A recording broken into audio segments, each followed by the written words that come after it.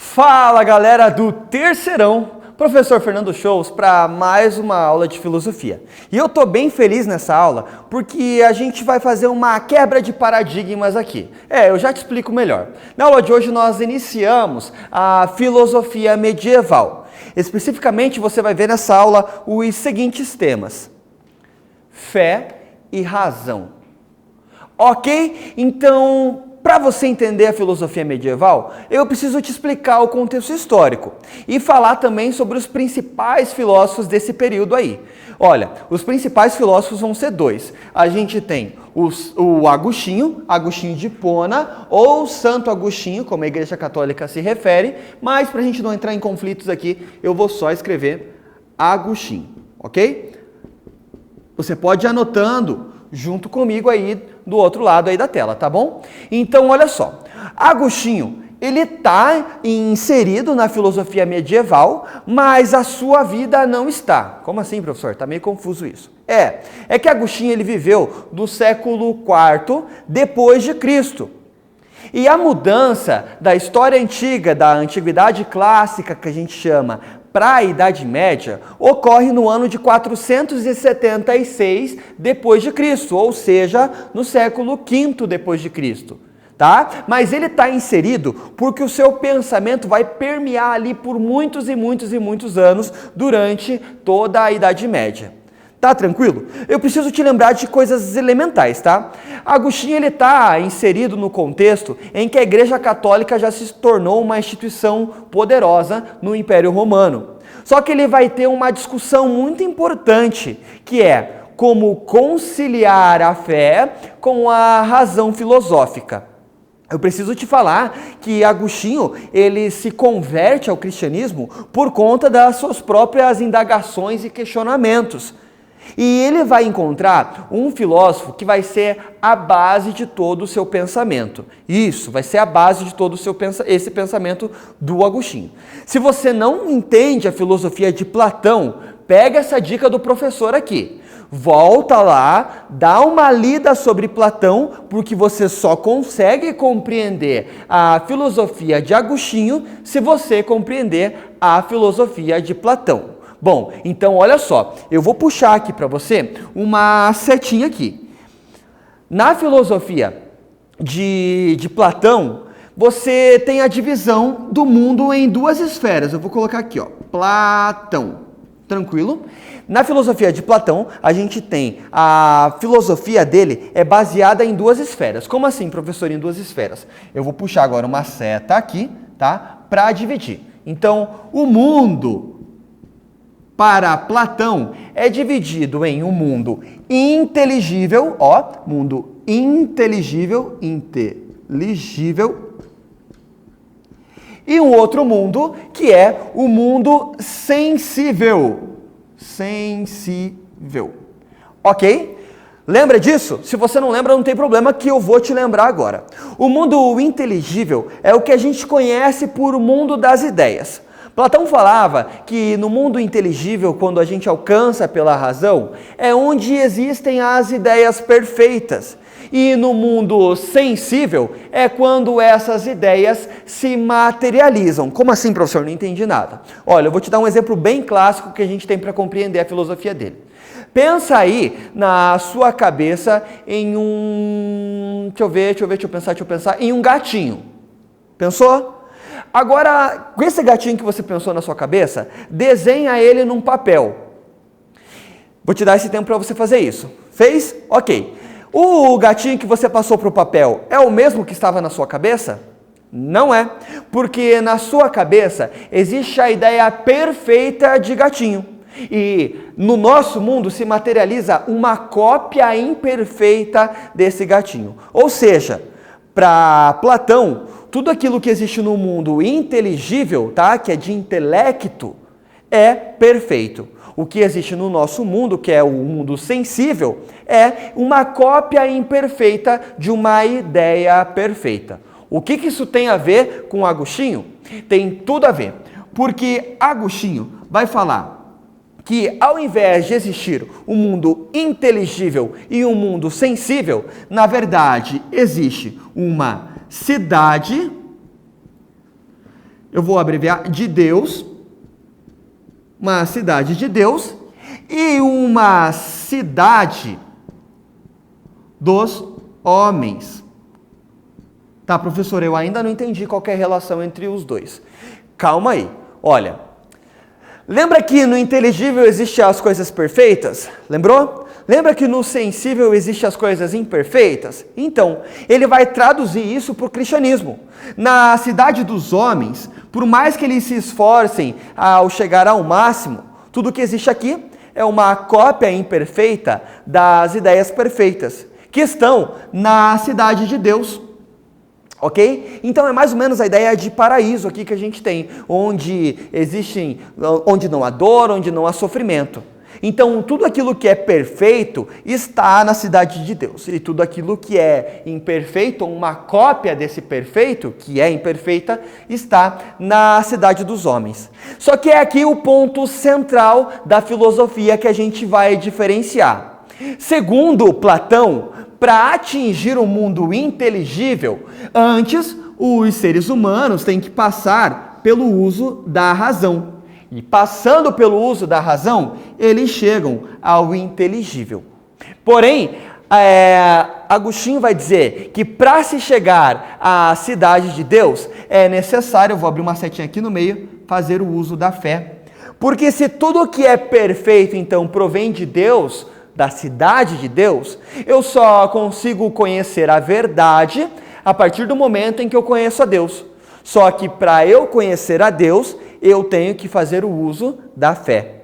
Então é nesse momento que a gente tem esses primeiros embates entre fé e razão. Por isso que durante a filosofia medieval existe um embate muito grande entre, eu vou até escrever em vermelho porque é muito importante isso, existe um embate muito grande entre teologia e filosofia. Porque, segundo esses filósofos, as duas são importantes.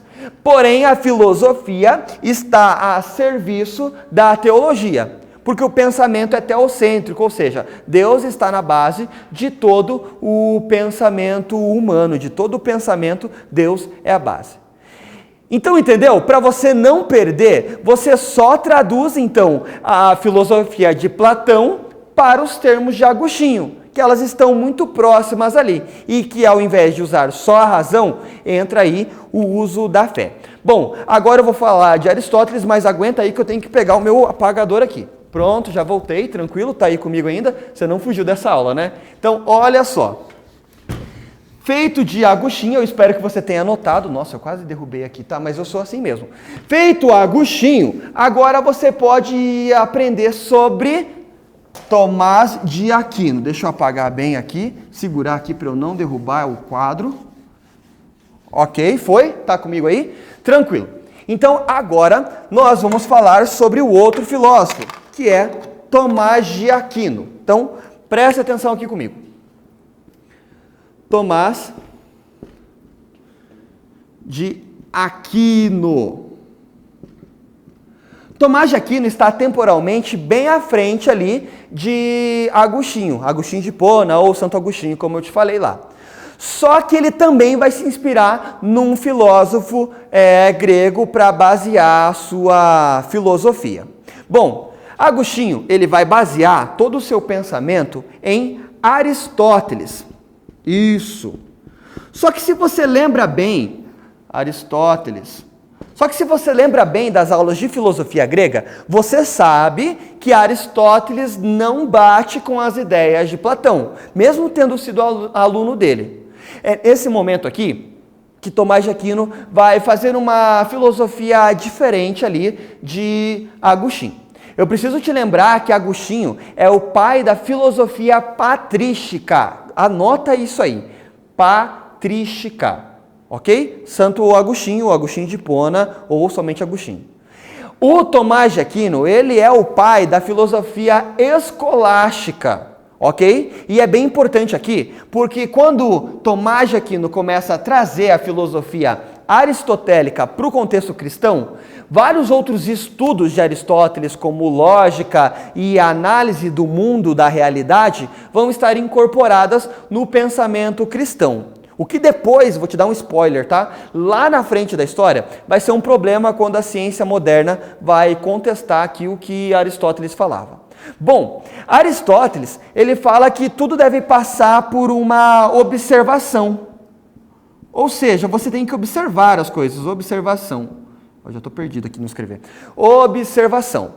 Bom, você precisa observar as coisas, passar pelo crivo da razão, para daí contestar essas verdades. Baseado nisso, Tomás de Aquino, ele vai pegar a teoria aristotélica e colocar no cristianismo. Basicamente naquelas ideias lá de causas.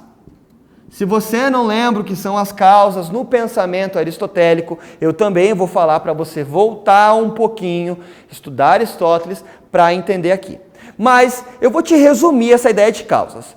Para Aristóteles existiam duas causas, a causa inicial e a causa final das coisas.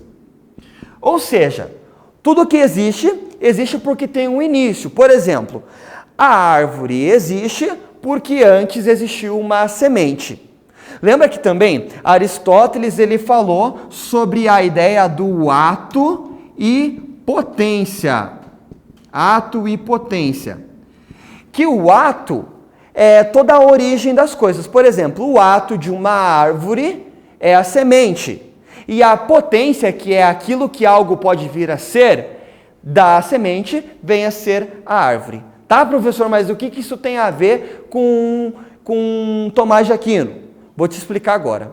Bom, se tudo que existe, tudo que chega a uma potência tem o seu ato, ele vai falar então que o ato do ser humano só pode ser quem? Quem? Pensa na filosofia cristã? O ato do ser humano só pode ser Deus. Ou seja, se tudo existe uma causa e a causa final é o nosso mundo, a causa inicial de tudo seria Deus. Por isso ele vai ter uma perspectiva diferente entre fé e razão do que Agostinho. Agostinho fala que a fé se sobressai, a teologia se sobressai sobre a filosofia. Para Tomás de Aquino, as duas maneiras são maneiras dadas por Deus de conhecer a realidade e se chegar à verdade, que a verdade vai culminar, ou seja, vai ter o seu ponto máximo em Deus. Tranquilo? Tá? Então, só converte. O ato, então,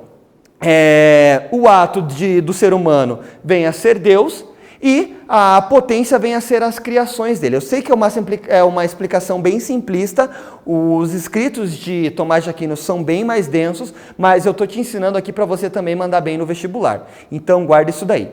Existe outro conceito também na filosofia aristotélica, que é o conceito de felicidade. Felicidade. Segundo o que Aristóteles fala, tudo o que o ser humano faz é a busca da felicidade. Ou seja, se no pensamento teocêntrico tudo que eu faço é para colocar Deus no centro das coisas, no centro do pensamento, ao buscar a Deus, eu encontro então a felicidade. Ok? Ficou claro isso para você? Bom, eu espero que você tenha entendido e que você tenha gostado. Para você fixar essa aula aí, eu vou te passar algumas atividades. Então, você pode realizar todas as atividades desse capítulo, até porque você precisa ir mandar bem no vestibular. Eu sei que é ano de vestibular e você precisa arrasar lá. Eu espero que você tenha gostado dessa aula e obrigado pela sua atenção e por ter ficado comigo até nesse momento do vídeo. Eu sou o professor Fernando. Até a próxima.